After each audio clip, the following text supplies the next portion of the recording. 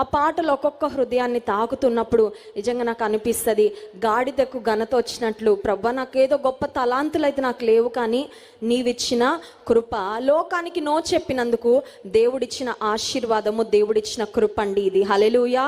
ఇక్కడున్న యవ్వనస్తులందరికీ కూడా నేను దేవుని నామములో I want to inspire you and encourage you tonight. ఈ రాత్రికాల సమయంలో మిమ్మల్ని ప్రోత్సాహపరచాలని ఆశిస్తున్నాను. అదేంటంటే, షార్ట్ కట్లో పైకి రావడానికి చిన్న చిన్న కొన్ని పనులు చేసి కాంప్రమైజ్ అయిపోయి కొన్నిసార్లు మనం జీవితంలో ఉన్నత స్థితికి వెళ్ళడానికి చాలా అవకాశాలు మనకు వస్తాయి.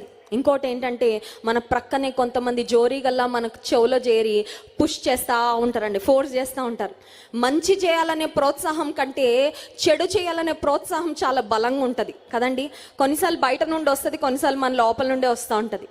ఏది రైటో, ఏది గాడ్లీయో, ఏది దైవికమైనదో, ఏది సరైనదో అది చేయాలి అనే ఒక హృదయం ఒక వైపు ఉంటుంది, కానీ ఇంకొక వైపు శరీరం అంటూ ఉంటుంది. అంత అవసరమా నీకు? నువ్వు అంత కష్టపడాలా? నీకు అన్ని ఇబ్బందులు అవసరమా?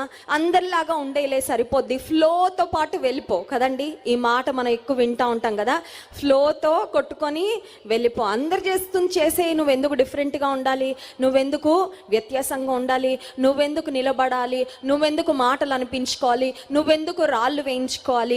నువ్వెందుకు 10 మందిలో ఒక ప్రత్యేకంగా ఒక వ్యత్యాసంగా ఉండాలి అని ఒకవేళ నీ హృదయంలో ఒక ప్రేరేపణ వస్తూ ఉండొచ్చు.